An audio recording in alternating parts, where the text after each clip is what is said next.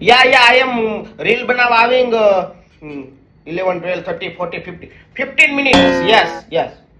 Okay, બધું ready રાખીંગ. I am fast coming. હા, જોયું ને તમે, ઇંગ્લિશ ને કમ્પ્યુટરમાં હું થોડો કાચો રહી ગયો, કેમ કે સ્કૂલમાં સાહેબ ભણાવતા ત્યારે હું સાહેબ હાટુ સાહી લેવા ઘરે જતો.